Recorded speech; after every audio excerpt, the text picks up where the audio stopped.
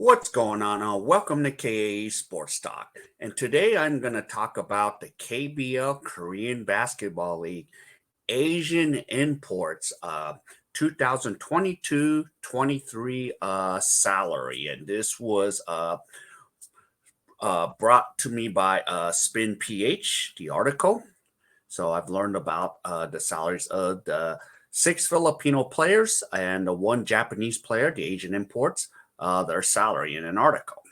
So before we start, if all of you can give me the HKO special, help the king out, hit that like, subscribe, and comment after this video. What do you think? All right. Now, before I continue, okay, the KBL season, what usually happens, I wanted to let you know the duration of the season and the games. They usually play 3 preseason games. They had that preseason tournament.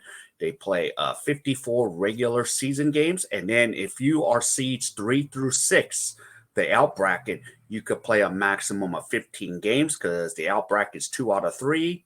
The semis is 3 out of 5. And the Korean finals is 4 out of 7. So 7-game series there. So that's what you're dealing with the numbers and the salary. So you can kind of put in your head, okay, this is how many games we play. All right, so I'm going to go down the list. I'm going to go from lowest to highest for the Filipino players, and then I'm going to finish it off with the Japanese import. So I'm going to see some of these numbers and see what happens. And by the way, before I continue, these numbers are not exact. It could fluctuate. You know, there could be even like tax issues in the South Korean government, or what kind of laws and reciprocity, like for example, Japan, Korea has, the Philippines and Korea has. So, and I'm not a tax expert, so don't take my word for gospel about the taxes. So all these numbers that I'm going to be showing you is from the article, the Spin PH. So that's right. And plus it is public record in South Korea. That's how they got it. So here we go. So the first player I want to talk about is S.J. Benga. So there's S.J. Benga, who plays for the Kogas Pegasus in Daegu. So here we go. So let's see. According to the article, he makes 132 million South Korean won, 5.43 million Philippine pesos, and just he's a 6-figure man, 100,000 US dollars. So for all the 6 Filipino players, pretty much if you're a Filipino, that this is a millionaire status pretty much. So that's what we're starting at. And S.J. Benega is the first player ever to be signed in the KBL. So he made history actually. So they're at with S.J. All right. So the next player I want to talk about, let me get rid of S.J. is Christian David. Yes, who hasn't played a game yet?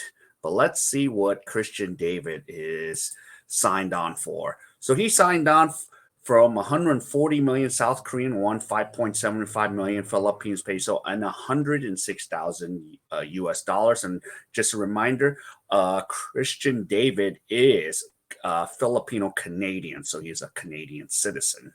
So of course, you have to figure out what both these governments have. I know there's like for as an American for the first 2 years, we don't have to be subject to taxes, but you know, after that you don't know. But I always paid my taxes, for me per se, my U.S. taxes when I was living abroad. So that's where we're at with Christian David. So he still hasn't played a game. He's hopefully supposed to play this month. He still hasn't dressed up or suited up and played a minute yet. So hopefully we'll see him soon. So that's what we are with Christian David. Now, next player I want to bring up is RJ Abriento. Yes, let's see what he's making. And he's been balling it up. He's been productive. He's actually been earning his check here.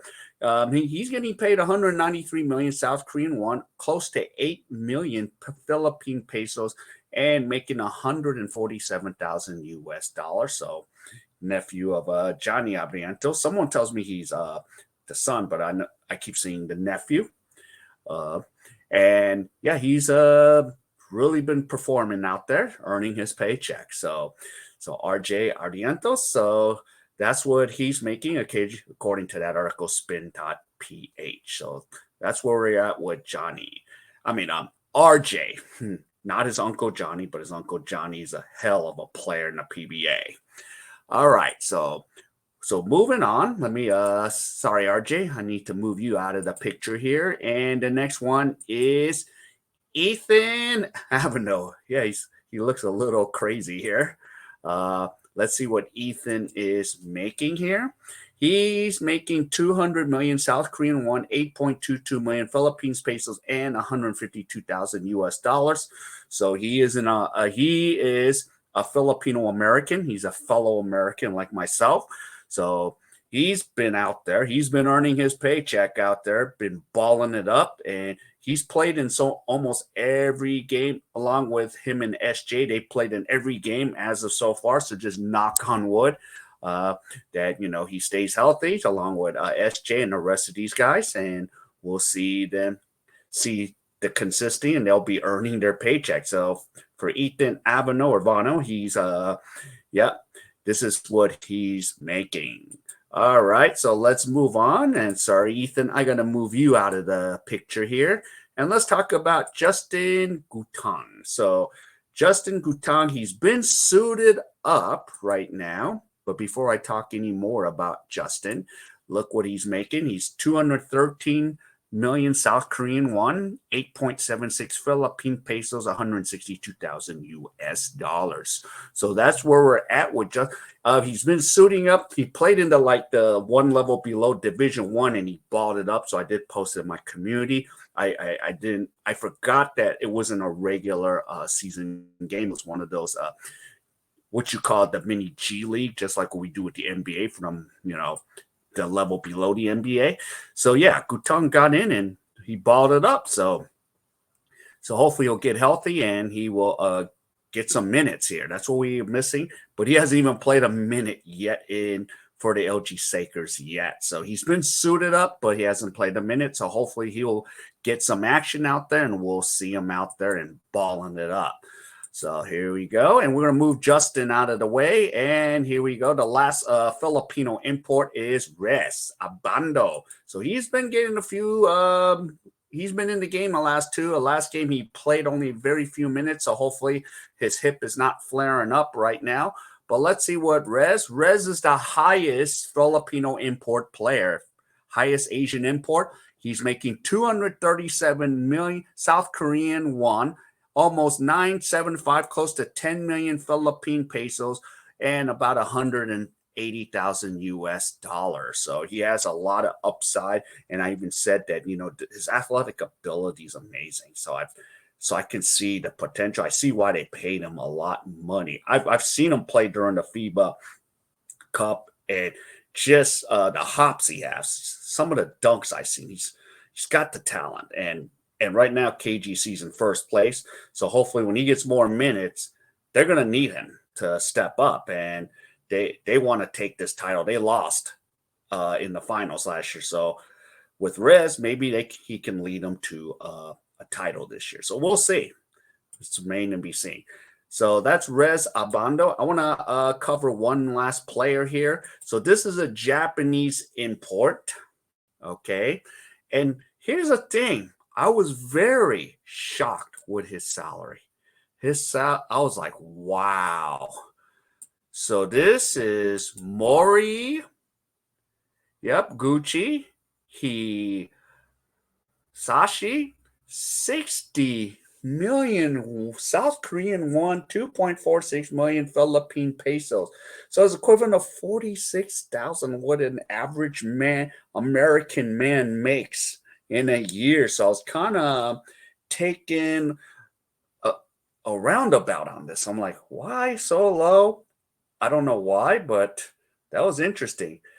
I guess, and of course, I tried to research some information about Mori Gucci, but I couldn't find much about him on Wikipedia or any of the sources. But he's playing for the K.A.E Jumpers. He's here, Japanese import, and B League is known to pay a lot more money. So he's here getting barely an average man, American man salary. So even if it's only 5 months a year, and you get to play a sport that you love to play and make a living at it, still he is still a little bit coming ahead. So just interesting that this was his salary for the KBL. I was kind of thrown as I said, wow. So there you go. But now you can see we got the talent level coming out of the Philippines, and next year I expect to more of these players, and I think I could see maybe some higher salaries next year for some of the new incoming Filipino players next year. I could see that happening. So there's a demand, and I'm not going to talk about the other stuff going on in the Philippines according to the SBP and the Gilas Philippine, the issues, though. And going back to the William Navarro issue, I'm not going to get into that, but maybe that's for another video. But yeah, that's what we're looking at right now, and these are what the published salaries. It's public record, so that's where we're at right now. So yeah, so let me get these guys out of here. Okay, and sorry, I need to say goodbye to. And just one more thing, just let's see, one more thing before I go. If you guys one more time give me the HKO special, help the king out, hit that like, subscribe, and comment. What do you think about these salaries? Are they too much? Are they too little? Are they just right? So give your opinion on this and put it in the comment sections. And yeah, so let's have a dialogue. All right. Other than that, I want to thank whoever checked this video out. You know, feel free to check it out. And another thing, yep, I'll be streaming some games. Have a heavy schedule, so I'm sorry I've been so bombarded lately with work. So I'll do my best, and of course, I'm sorry I'm not putting out the weekly. Just a reminder, I'm not putting out the weekly games of the players in the Filipino players in the KBL. There wasn't much action. I might just add it in the next week's report. So if you're wondering if there was a report, sorry, I have no report. So I decided to do something different. So hopefully this will kind of pique your interest. Like, wow, this is what they're making. So that's where we're at. All right, everyone. So one more thing, stay safe, and I will see you in my next video. Goodbye.